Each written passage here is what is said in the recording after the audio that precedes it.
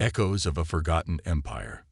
The 3 moons of Viridia cast long shadows across the excavation site as Zerl Vox carefully brushed away centuries of dust from what appeared to be a metallic panel. The Ardelian archaeologist's 4 eyes narrowed in concentration, her scaled fingers moving with practiced precision, despite their trembling excitement. "Professor, you need to see this," she called, her voice carrying across the dig site where a dozen other researchers from various species worked under the harsh artificial lights. Professor Keldon Noor, a tall centaurian with silver skin that reflected the moonlight, hurried over. His species was known for their analytical minds and emotional restraint, but even he couldn't suppress a gasp when he saw what Zerl had uncovered. "Is that human writing?" he whispered, crouching beside her. The panel bore inscriptions in a language that hadn't been seen in over 4,000 years. The glyphs were unmistakable, though, human script, perfectly preserved beneath the soil of this abandoned world at the edge of the Orion Arm. "Not just writing," Zerl said, pointing to a small depression on the panel's edge. "I think it's a control system. This entire structure must be human technology." According to the historical archives that every schoolchild in the Galactic Confederation memorized, humans had been a promising but ultimately failed species. They had achieved rudimentary space travel, colonized a few nearby systems, then vanished during the Great Collapse, victims of their own aggression and environmental carelessness. The dominant species that emerged afterward, Centaurians, Ardelians, Vorel, and dozens of others, had found only ruins of their civilization, cautionary tales of a species that burned too bright and extinguished itself. But this discovery suggested something else entirely. "This isn't consistent with pre-collapse technology," Professor Noor muttered, scanning the panel with his instruments. "This alloy, we can barely manufacture something similar even now." He straightened up, his silver brow furrowed. The historical record must be incomplete, or deliberately falsified, Zerl thought but didn't say aloud. Such suggestions were dangerous in the current political climate. "Should we attempt to activate it?" she asked instead. Professor Noor hesitated. "Protocol dictates we should notify the Confederation Scientific Council first," but he glanced around at their small team, all watching with anticipation. "This is too important. Proceed with caution." Zerl nodded and pressed her palm against the depression on the panel. Nothing happened. She frowned and tried again, this time applying more pressure. Still nothing. "Perhaps it requires specific environmental conditions," one of the other researchers suggested. "Or a genetic key," another added. "The humans might have locked it to their DNA." Professor Noor was about to agree when the ground beneath them trembled. The vibration was subtle at first, then grew in intensity. The panel Zerl had uncovered began to glow with a soft blue light that spread outward, illuminating previously invisible lines that formed intricate patterns across the entire excavation area. "Everyone back," Professor Noor shouted, pulling Zerl away from the panel as the earth split open beside them. The team retreated to safety as a massive structure began to rise from the ground, soil and rocks cascading from its sides as it emerged. Within minutes, a towering obelisk stood before them, at least 30 meters tall, its surface covered in the same strange alloy and inscriptions. "Impossible," one of the researchers whispered. "Our scans showed nothing of this size beneath the surface." "Because it wasn't there before," Professor Noor said quietly. "It assembled itself just now. Self-constructing architecture on this scale, the humans had technology far beyond what our histories claim." Zerl approached the obelisk cautiously. Now that it had fully emerged, she could see that its surface wasn't just covered in writing. It displayed a 3-dimensional star map that slowly rotated, highlighting specific systems with pulsing red markers. "Professor, these are distress signals," she called out, recognizing the universal emergency pattern. "And look at the timestamps. They're recent." "Recent?" Professor Noor joined her, studying the map with growing concern. "But that would mean that humans still exist," Zerl finished. They didn't die. The implications were staggering. For millennia, the Confederation had built its understanding of the universe on the premise that humanity had been a failed experiment in evolution, intelligent but ultimately self-destructive. Countless philosophies, political systems, and even religions had incorporated this belief. If humans hadn't destroyed themselves but had instead achieved technological superiority and departed for unknown reasons, everything would need to be reconsidered. "We need to report this immediately," Professor Noor said, already reaching for his communication device. "The Council must be informed." "Will they believe us?" Zerl asked. "Or will they order this site destroyed to preserve the established narrative?" Professor Noor paused, his finger hovering over the device. It was a legitimate concern. The Confederation Scientific Council had rejected similar discoveries in the past, dismissing them as misinterpretations or hoaxes. Some researchers who had persisted in challenging the official history had found themselves discredited, their careers destroyed. "We need to gather more evidence first," he decided. "Download everything you can from this installation. We'll establish an irrefutable case before going public." As the team worked furiously to document their discovery, none of them noticed the small probe that detached from the obelisk's apex and shot silently into space, transmitting data to destinations unknown. High Counselor Travik Zorm slammed his fist onto the polished stone table, sending ripples across the liquid display embedded in its surface. The other 11 members of the Confederation High Council flinched at the outburst. "This is the third such discovery this cycle," he snarled, baring sharp teeth that betrayed his species' predatory origins. "First, the installation on Proxys IV, then the orbital platform around Deneb. And now this. How many more human artifacts will activate before we acknowledge the threat?" "We don't know that there is a threat," countered Counselor Ella Vish, her tentacled appendages waving in a gesture of caution. "These installations appear to be automated warning systems. If anything, they suggest the humans were trying to protect future civilizations." "Protect?" Zorm laughed bitterly. "Is that what you call it when ancient technology suddenly springs to life, broadcasting signals to unknown recipients? The humans were warmongers. Vish, everyone knows this. If they survived and are returning, it means conquest." The council chamber, perched atop the highest tower in Confederation City on Centaurid Prime, offered a panoramic view of the gleaming metropolis below. For 1,000 years, this had been the center of galactic governance, a symbol of the peace and prosperity achieved after the tumultuous post-human era. "What does intelligence say?" asked a third counselor, the avian Krex, whose species prided themselves on remaining neutral in political disputes. Grand Admiral Lannis Tar, who had remained silent until now, stepped forward from the shadows at the chamber's edge. As head of Confederation intelligence, his presence at council meetings was rare and always significant. "Our analysis suggests these activations are not random," he said, his voice mechanically modulated through the respirator that kept his aquatic body functioning in air. "They follow a pattern, moving inward from the outer rim toward the galactic core. Moreover, they only activate when discovered by archaeological teams, suggesting they were meant to be found." "A breadcrumb trail," Counselor Vish mused. "Leading us somewhere. Or leading something to us," Zorm growled. Admiral Tar activated the chamber's central holographic display. A galactic map appeared, with dozens of red markers indicating activated human installations. "Based on the distribution and timing of these activations, we project the pattern will culminate here," he said, highlighting a region of empty space near the galactic center. "There are no habitable systems in this area, but our long-range scans have detected unusual energy signatures. A hidden human world?" Counselor Krex asked, leaning forward with interest. "Possibly. Or a weapon.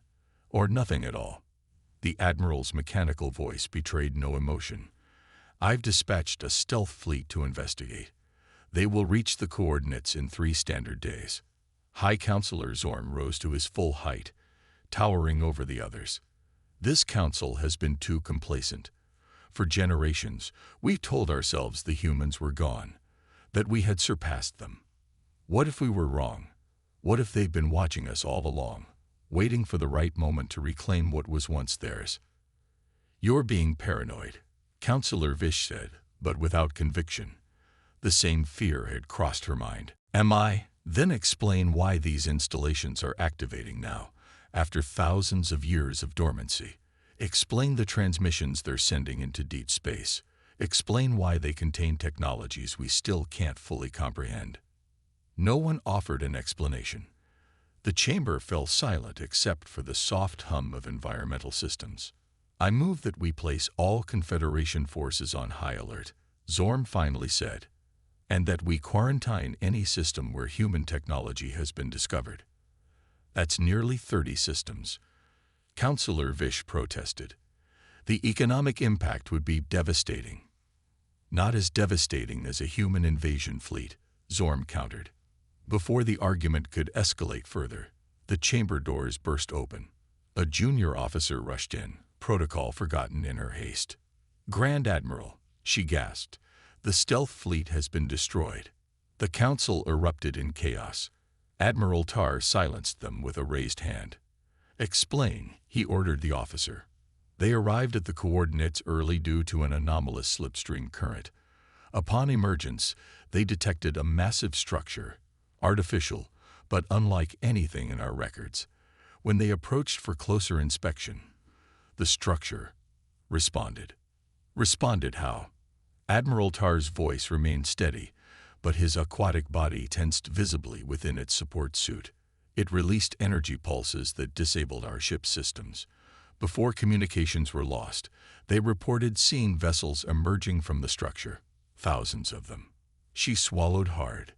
The final transmission included a visual. She projected an image into the center of the chamber. There, replacing the galactic map, floated the unmistakable form of a spacecraft, sleek, advanced, and bearing markings that every person present recognized with primal fear. Human markings. "They're back," Counselor Zorm whispered. On the observation deck of the Terran vessel Prometheus, Fleet Commander Elena Chen watched the stars streak past as her ship traversed the quantum corridor, leading the vanguard of humanity's return to the galaxy they had abandoned 4,000 years earlier. "Status report," she said to her executive officer. "The Confederation's reconnaissance vessels have been neutralized, Commander," the young man replied. "Non-lethal measures as ordered. Their crew are in stasis and will recover once their ships drift into normal space." "And the network?" "Fully operational. All installations have been activated and are transmitting data to our central hub. We now have real-time intelligence on Confederation movements across 70% of the galaxy." Elena nodded, satisfied. The Forerunner network had been humanity's greatest achievement before the Exodus, a system of self-replicating, self-concealing installations left behind to monitor the galaxy's development and alert the departed human civilizations when the time was right to return. That time had come sooner than expected. "What about the Harbinger?" she asked. "Any change in its trajectory?" Her executive officer's expression darkened. "It's accelerating, Commander. New projections indicate it will reach the Orion Arm within 8 standard months. The Harbinger, a hypermassive quantum entity that consumed everything in its path. The true reason for humanity's sudden departure millennia ago. They hadn't fled out of fear for themselves, but to draw the entity away from the emerging intelligent species of the Milky Way, species too young to defend themselves against such a threat. For thousands of years, humanity had led the Harbinger on a chase through neighboring galaxies, developing technologies to combat it, while keeping it distant from their ancestral home. Now they had finally created weapons capable of destroying it. But the entity had somehow sensed this and changed course, racing back toward the richest feeding ground it knew, the Milky Way. "The Confederation doesn't stand a chance without our help," Elena murmured. "But after all this time, will they even trust us?" Her officer had no answer, but one wasn't needed. The Terran fleet had already committed to its course of action. Whether the galaxy welcomed them back as saviors or feared them as conquerors made little difference. Humanity had sworn an oath 4,000 years ago to protect the younger races, and they would honor that commitment, even if it meant being vilified by those they had returned to save. "Prepare a transmission to all Confederation worlds," Commander Chen ordered. "It's time to reintroduce ourselves to the galaxy." As the Prometheus emerged from the quantum corridor into normal space, its sensors detected thousands of Confederation warships gathering at the edge of human territory, prepared for a conflict they couldn't possibly win against the returned Ancient Ones. A conflict that would only ensure mutual destruction when the true enemy arrived. The Guardians return. "This is Commander Elena Chen of the Terran Defense Fleet. We come in peace." The transmission echoed across every communication channel in Confederation space, broadcast in all 27 officially recognized languages. On thousands of worlds, billions of beings paused to listen as the voice of humanity addressed them for the first time in 4 millennia. 4,000 years ago, our ancestors left this galaxy not out of weakness, but out of strength. Not in defeat, but in sacrifice. They departed to protect you, all of you, from a threat beyond comprehension. In the Confederation High Council chamber, the 12 counselors watched in stunned silence as the holographic image of Commander Chen materialized before them. A human female with features that seemed both alien and familiar, dressed in a sleek uniform bearing insignias none of them recognized. That threat, which we call the Harbinger, is returning. We have come back to stand against it. Not as conquerors, not as gods, but as guardians. As we have always been. High Counselor Zorm found his voice first. "Shut it down," he snarled to the technicians. "Cut this transmission immediately." "We can't, sir," one of them replied, panic evident in his voice. "They've overridden our systems. This is broadcasting everywhere." "We understand your fear," Chen continued, as if responding directly to Zorm's reaction. "You know humans only as legends, as cautionary tales. Your histories paint us as destroyers, as failed stewards of the galaxy. This narrative served a purpose.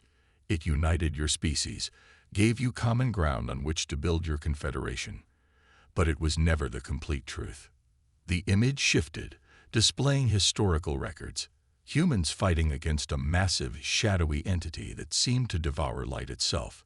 Evacuation fleets departing Earth and its colonies. Installations being constructed and hidden across the galaxy. The Harbinger feeds on intelligent life, on the quantum patterns generated by consciousness itself.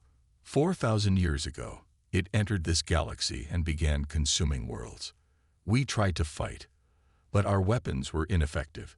We realized we had 2 options: try to save ourselves and leave the younger species to perish, or lead the Harbinger away, buying you time to grow, to evolve, perhaps one day to develop defenses we could not.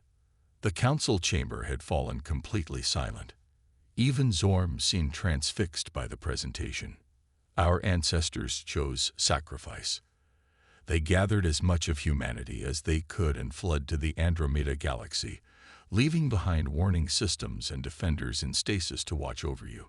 The Harbinger followed us as we intended. For millennia, we have led it on a chase through neighboring galaxies, developing technologies to combat it while keeping it distant from our home. From your home. The image returned to Commander Chen's face, her expression solemn. Now we have developed weapons capable of destroying the Harbinger. And it knows this. It has changed course, racing back toward the richest feeding ground it knows. The Milky Way. Your galaxy. Your worlds. Your people. She leaned forward slightly, her eyes seeming to meet those of every being watching. We have returned to fulfill our ancient promise, to stand between you and extinction. But we cannot do it alone. The Confederation must join with us if any of us are to survive. The transmission ended, leaving billions across the galaxy in shock, their understanding of history and their place in the universe suddenly upended. In the council chamber, the silence stretched for long moments before Counselor Vish spoke. "Could it be true?" she whispered. "All our histories, our understanding of the past. Lies, Admiral Tar said, his mechanical voice flat, or more charitably, carefully curated half-truths. Zorm slammed his fist down again. This changes nothing. It's an obvious ploy. They invent some cosmic threat to trick us into welcoming them back. Then they'll reclaim their old territories and subjugate us all. With respect, Counselor, Admiral Tar replied, if subjugation were their goal, why announce themselves at all? The human fleet outmatches our combined forces by several orders of magnitude. Our preliminary analysis of their technology suggests they could have conquered the Confederation without firing a single shot. We wouldn't have known what hit us. Before Zorm could respond, a junior officer burst into the chamber, the same one who had brought news of the stealth fleet's destruction. Counselors, long-range sensors are detecting something massive approaching from the galactic rim, she reported breathlessly. It's consuming stars as it comes. Professor Keldon Noor and Zerl Vox found themselves unexpectedly at the center of galactic politics. After their discovery on Viridia, they had been whisked to Centauri Prime by a Terran vessel that had appeared in orbit with no warning, moving faster than any Confederation ship could track.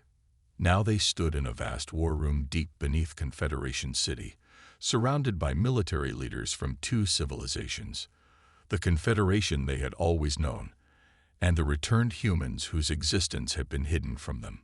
The Harbinger is a fifth-dimensional entity, explained Dr. Alexis Wong, the lead Terran scientist, as she manipulated a holographic model of the approaching threat. It exists partially outside our reality, which is why conventional weapons pass through it harmlessly. It feeds on conscious thought. The more advanced the consciousness, the more satisfying the meal. Zerl studied the human with unabashed curiosity. Dr. Wong was small by Ardelian standards, but carried herself with quiet confidence. Her features were exotic to Zerl. Flat face, small eyes, no scales, yet there was something compelling about her intelligence and focus. How do you fight something that exists beyond our dimensional understanding? Admiral Tar asked. With this, Dr. Wong replied, bringing up schematics for a complex device. The dimensional anchor. It forces fifth-dimensional entities fully into our reality, making them vulnerable to conventional weapons. If you have such technology, why do you need our help? Counselor Zorm demanded. He and a few other counselors had joined the military conference, though most were coordinating evacuation efforts as news of the Harbinger spread. Commander Chen, who had been silently observing until now, stepped forward. The anchor requires enormous power, more than our fleet can generate alone. We need your worlds, your power grids, your people. This must be a unified effort. And if we refuse? Zorm challenged. Chen's expression didn't change. Then we will still fight. We will still try to save as many as we can, but we will likely fail, and the galaxy will fall. Is that outcome preferable to cooperation, Counselor? Admiral Tar intervened before Zorm could escalate the confrontation. Our preliminary models suggest the commander is correct.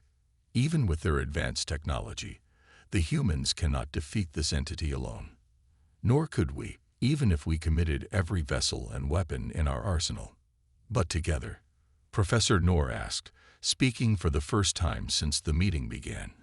Together, Dr. Wong said, we have a fighting chance. The war room erupted in discussion as military leaders debated strategies and scientists argued over theoretical principles. Zerl found herself overwhelmed by the scope of what they faced and withdrew to a quieter corner of the room. To her surprise, Commander Chen followed. It's a lot to process, the human said, her voice gentler than during the formal presentation. Zerl nodded. My entire understanding of history has been overturned in a single day. I don't know what to believe anymore. Believe in survival, Chen suggested. The rest, the politics, the historical revisions, the blame, that can all come later if we succeed. Why did you let them portray humans as villains? Zerl asked suddenly. You must have known what the history said about your species. Chen's expression grew distant. It served a purpose.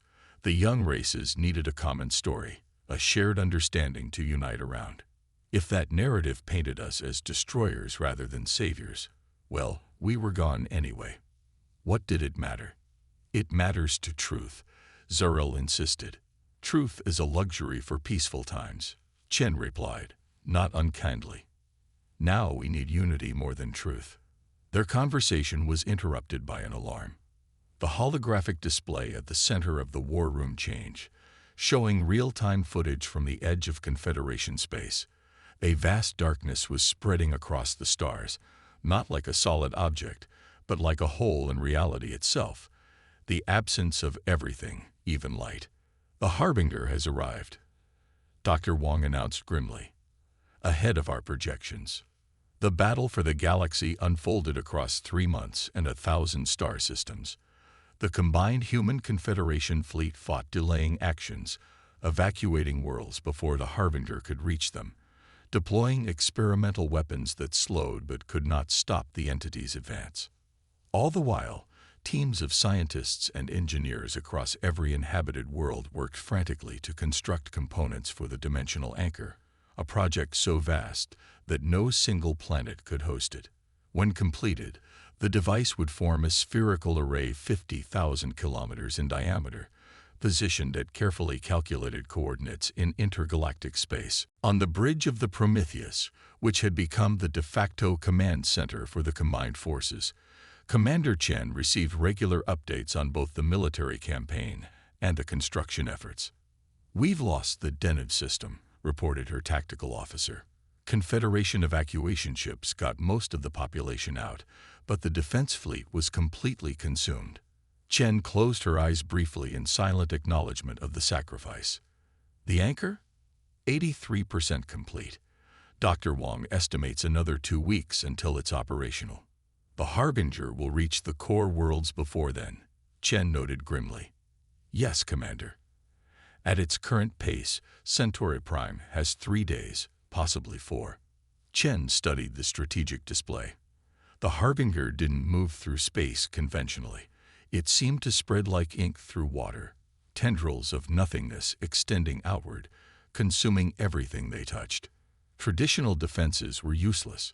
The only effective tactic had been to draw portions of it away with high-energy bait, concentrated sources of conscious thought that it found irresistible, then escape while it fed. Have all civilian vessels been evacuated from the core? She asked. Nearly all. Some refugees are still en route to the safe zones in the outer rim. Chen made her decision. Inform Admiral Tar and the War Council. We're implementing Operation Final Stand. The plan had been developed weeks earlier, but held in reserve as a last resort. It would save the core worlds and buy time for the anchor's completion, but at tremendous cost. Within hours, a fleet of 10,000 automated Terran vessels gathered at the edge of Confederation space, each carrying a quantum consciousness simulator, artificial minds indistinguishable from biological ones to the Harbinger, but with energy signatures amplified 1,000-fold. The perfect bait. From the observation deck of a medical station in the outer rim, Professor Noor and Zerl watched the tactical display as the automated fleet launched its mission. They're sacrificing their most advanced ships, Zerl whispered, to save people they've never met, from species that vilify them for millennia. Noor added, his voice thick with emotion. The automated fleet penetrated deep into the spreading darkness of the Harbinger, broadcasting the simulated consciousnesses at maximum power. On the display, they saw the entity's attention shift, its tendrils withdrawing from their approach toward the core worlds, coalescing around this new, irresistible feast. For 3 crucial days, the Harbinger remained fixated on consuming the automated fleet, giving the final evacuation ships time to escape, and allowing the dimensional anchor's construction to advance without interruption. When the entity finally realized it had been feeding on artificial consciousnesses and resumed its approach toward the populated worlds, the anchor was ready. The activation sequence for the dimensional anchor required precise coordination between thousands of installations across the galaxy. Power would be drawn simultaneously from every major sun in the Confederation, channeled through a network that humanity had begun building 4,000 years earlier and which the combined forces had now completed. In the control hub at the center of the massive array, Commander Chen stood with Admiral Tar, Dr. Wong, and representatives from each Confederation species. Their forces had withdrawn to a safe distance, leaving only this essential team to oversee the anchor's activation.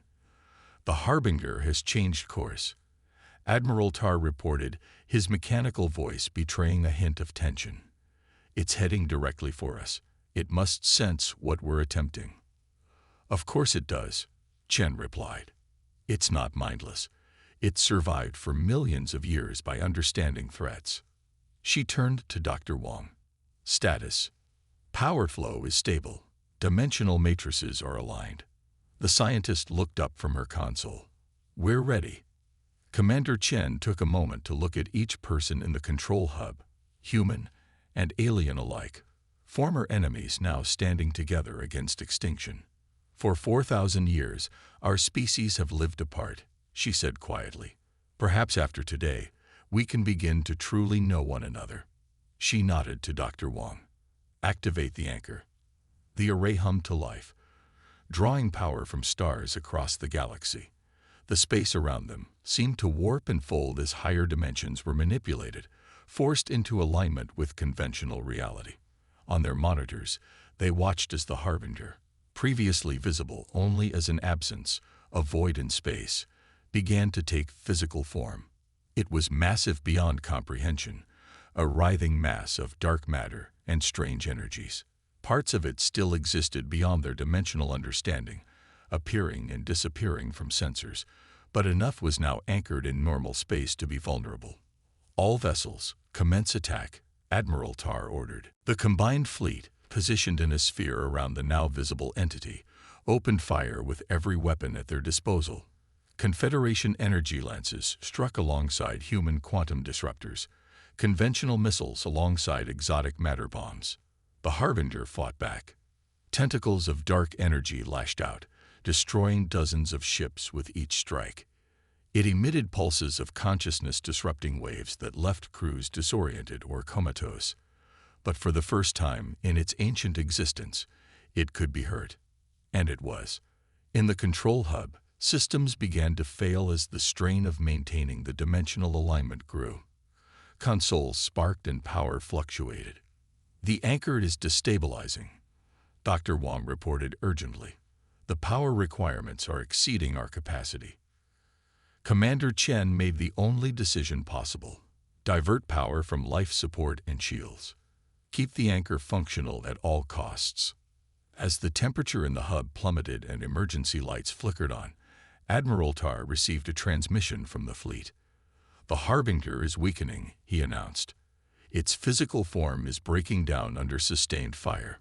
On their remaining functional monitors, they watched as the entity began to collapse in on itself, its tentacles flailing wildly, destroying more ships but with decreasing coordination.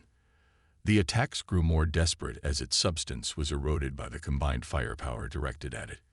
"It's working," Dr. Wong whispered, her breath visible in the rapidly cooling air of the hub. Then disaster struck. A massive power surge overloaded the anchor's main control systems. The dimensional alignment began to slip. "No." Dr. Wong rushed to the manual controls, her fingers flying over the emergency interfaces. "It's destabilizing too quickly. I can't maintain the alignment." The Harbinger, sensing its opportunity, gathered its remaining strength for one final attack, not against the fleet, but against the anchor itself. A concentrated beam of dark energy shot toward the control hub. In that moment, Admiral Tar made a decision. Without a word, he disconnected himself from his life support suit and plugged directly into the anchor's power system. His aquatic body shuddered as he channeled energy through his own being, using the advanced cybernetics that kept him alive to stabilize the dimensional alignment. "What are you doing?" Chen cried, moving to stop him. "Finishing what began 4,000 years ago," the Admiral replied, his voice now coming directly from the anchor's communication system. "A partnership." The Harbinger's attack struck, but the anchor held firm, powered by Tar's sacrifice. The entity, now fully trapped in normal space, could no longer escape the combined firepower of the fleet. Its massive form began to disintegrate, breaking apart into smaller and smaller fragments until finally, with a silent flash that temporarily blinded every sensor in the area, it was gone. In the aftermath, as emergency systems came back online in the control hub, Commander Chen knelt beside Admiral Tar's body. The Confederation officer had given his life to save not just his own people, but humanity as well, the ancient enemy he'd been taught to fear. "The cycle ends today," Chen said softly, closing the Admiral's eyes. "No more secrets, no more separation." 1 year later, on the newly established joint colony world of New Harmony, a massive gathering took place to commemorate what was now called the Unity Day. Representatives from every species in the Confederation stood alongside returned humans, celebrating not just their victory over the Harbinger, but the beginning of a new era. Professor Noor, now serving as the head of the Joint Historical Commission, took the podium to address the crowd. "For 4,000 years, we lived with half-truths," he began. "We built civilizations on incomplete foundations, to find ourselves in opposition to a misunderstood past. Today, we begin the work of true understanding." He gestured to Zerul, who activated a holographic display showing the original human installations they had discovered on Viridia. Now fully decoded, they revealed the complete story of humanity's departure, not as conquerors or colonizers returning to reclaim lost territory, but as guardians fulfilling an ancient promise. "The humans left not because they failed," Noor continued, "but because they succeeded too well. They drew a predator to themselves to save infant species who could not yet defend themselves. They sacrificed their home, their history, even their legacy, allowing themselves to be remembered as failures rather than saviors, all to protect us." From her place in the audience, Commander Chen watched with quiet satisfaction. The transition hadn't been easy. There were still those in the Confederation who distrusted humans, who clung to the old histories, and there were humans who resented being forgotten, being vilified for their sacrifice. But such friction was natural when cultures reconnected after so long apart. As the ceremony concluded with the unveiling of a monument, a stylized representation of human and alien hands clasped together, Chen reflected on the words inscribed at its base, written in both Terran Standard and all 27 Confederation languages. "The greatest strength is not in conquest, but in sacrifice. The greatest wisdom is not in separation, but in unity. The greatest legacy is not in being remembered, but in ensuring others survive to remember it all." The Ancient Ones had returned, not as conquerors or gods, but as what they had always been, guardians of a galaxy they had loved enough to leave behind. And in their return, they had found not subjects, but equals, species who had grown into their potential during humanity's long exile, ready at last to stand alongside their forgotten protectors as partners in the continuing story of galactic civilization.